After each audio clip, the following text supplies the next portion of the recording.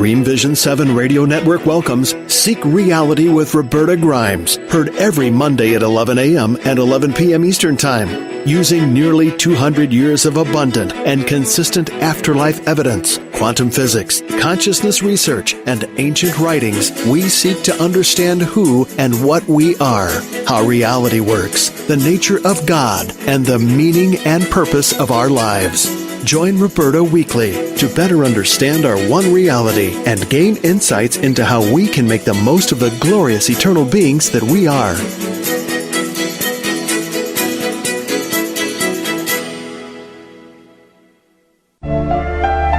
Welcome to Seek Reality with Roberta Grimes.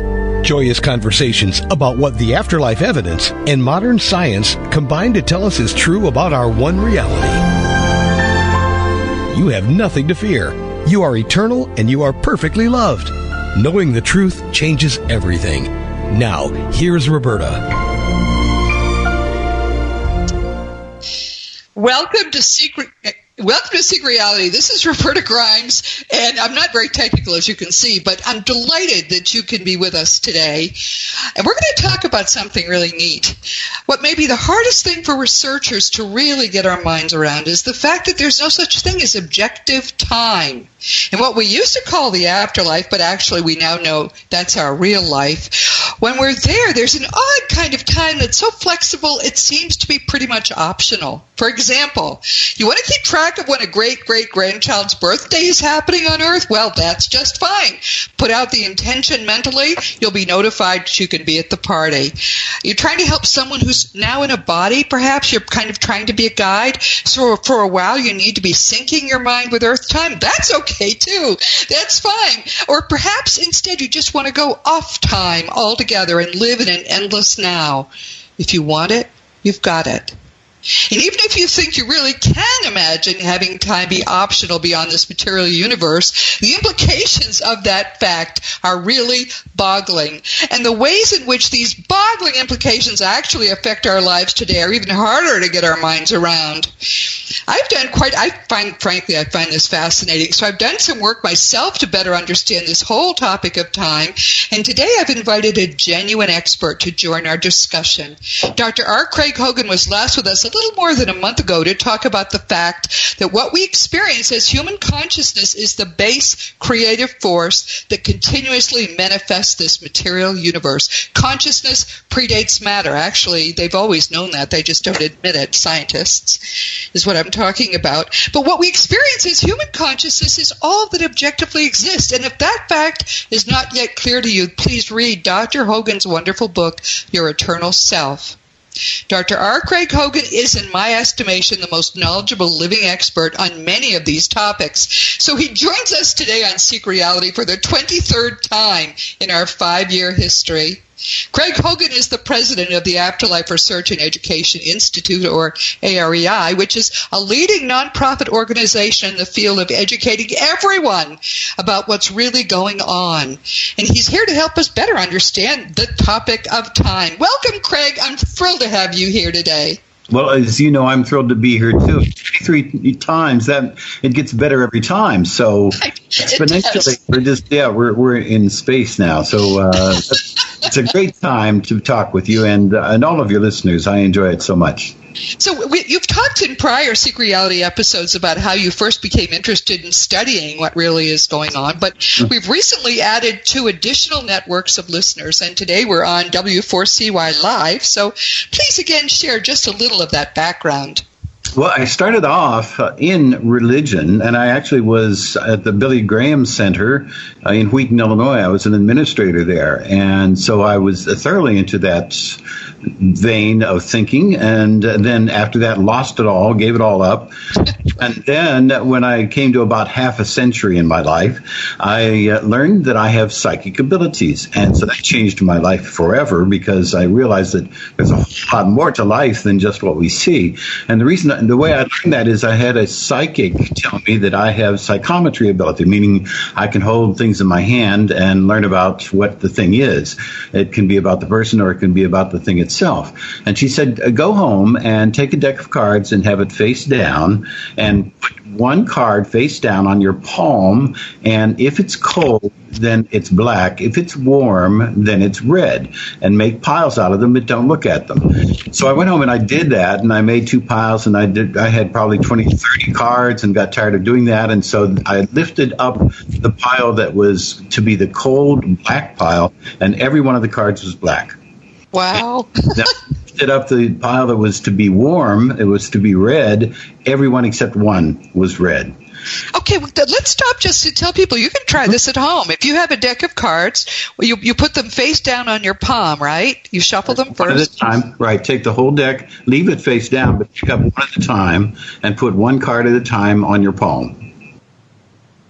And that's all you have to do. And then make a pile. If it's cold, put it in one pile. If it's warm, put it in another pile. You may have the same kind of abilities, because I know this was transformational for you. So, but then you began really to do research. I mean, it took me 50 years of research to get to where you were in probably 10. So you're a whole lot faster study than I ever was. So how did you get to the point where you even felt you could write a book about this? And the book is extraordinary.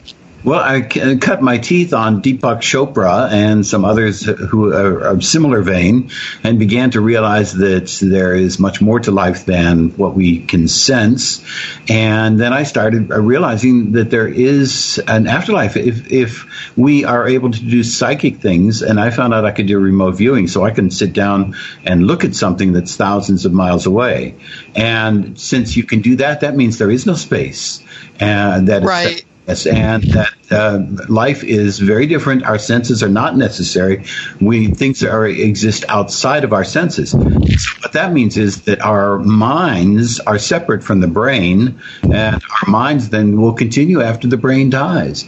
And so that means we have an afterlife. And so that led me into studying what happens after a person stops using the body.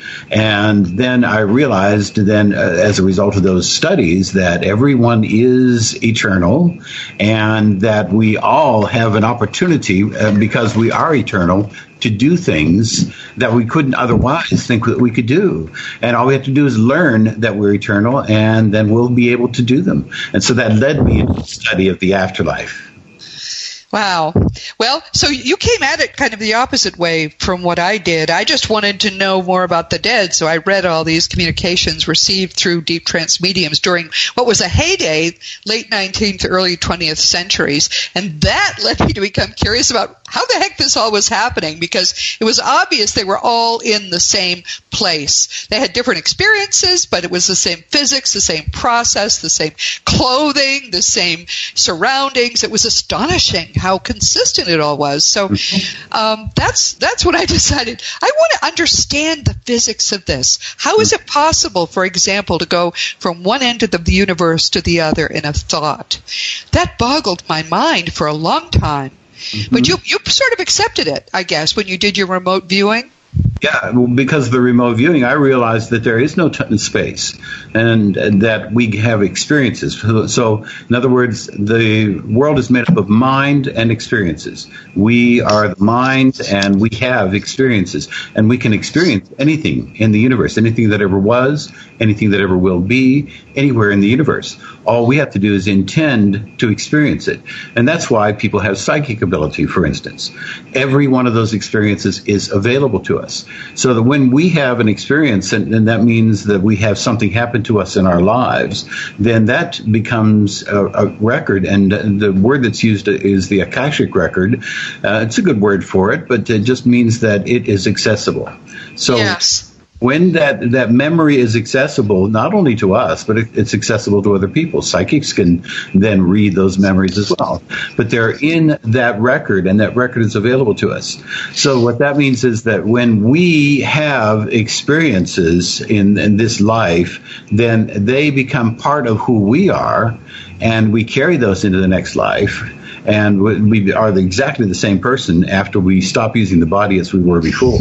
That's so disappointing to so many people. They think that, well, I have all these bad habits and I have, I don't like my mother-in-law and all that. When I die, they'll all be perfect. No, that's not how it works. That's not what happens. No, we are the same person. Then we can grow and we have a new perspective because we see life differently when it's demonstrated to us. But we had to go through the crucible of the earth plane. We're in Earth school right now, and we have to go through this crucible in order to learn the lessons we have to learn. So we do need to have the sense that there is space, the sense that there is time, that there are experiences that are in what we call the past, or there will be experiences in what we call the future. But none of that is necessary. None of that is real. And the physicists know that. The physicists are saying, Einstein said, for instance, that the idea of the past, present, and future as being an arrow of time going in that direction is an illusion. And he said, but it's a persistent one. Yes. He said it was so to avoid having everything happen at the same time. That's what he said. Right? He had trouble getting his mind around it, just as we all do at first. Mm-hmm. But space and time are aspects of the same thing, right? They call it even space-time.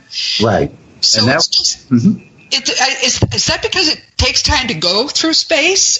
You know more about it than I do because I'm really clueless about why that's the case. Yeah, space and time are bound together, so that the faster something goes, then the more space compresses.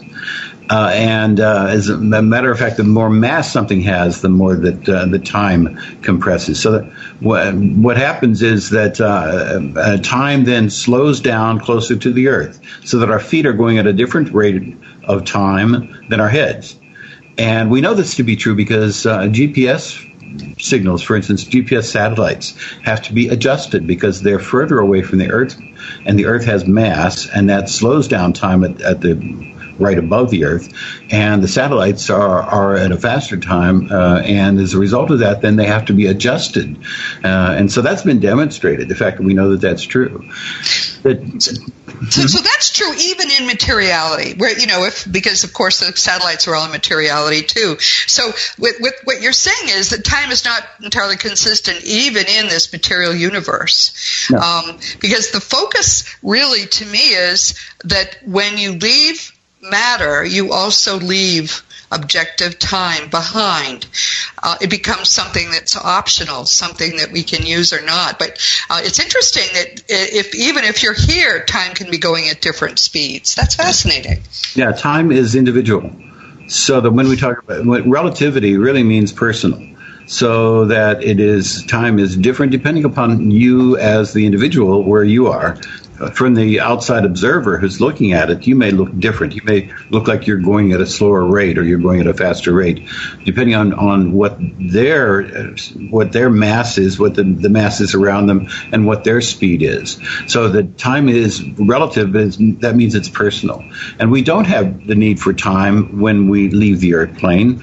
And so in time, then there is as you said, there is a sort of time. There are sequences and things happen, and people do live and grow on the next plane of life. But as far as all of our time is dependent upon the astronomy, it's dependent upon the motion of the Earth. It's dependent on the time the Earth goes around the sun, and as a result of that, then that's what we use to measure time. We've got hours in a day. We've got days. Yes. And there is no need for that when we go to the next plane of life because there is no sun. There's no need for a sun. There's an ambient light that's there, and there is a period of a rest period if we want it, during which the things are a little drowsier, but they're not dark. There is no darkness, and so there is no need for the time. And so, as you say, the people who are on the next plane of life don't have a sense of birthdays and anniversaries and those sorts of things, but what they do is they are linked with us, mind to mind. And as a result of that, then they get our thoughts about things like a birthday, or they know we know what's going on because we're here. They know what's going on because they're in contact with us. Right, and then so they'll come. Well, one of the things I want to make sure, whenever we talk about this stuff, it's important to remind everyone that you have a vast eternal mind, but you leave most of it behind when you come to Earth. And there are reasons for that. We'll talk about them in other Seek Reality episodes. But one of the results of that fact is that, and the dead say this to us consistently, there's a lot of this stuff you can't really get your mind around until you go home and reclaim your whole vast eternal mind. It's between 5, I've seen as, what percentage do you think of our mind do we have when we're here, Craig? Yeah, we don't really know that, but we do know that it is a small percentage, that who we are, that higher self, is vast, and we are just experiencing one very small part of it.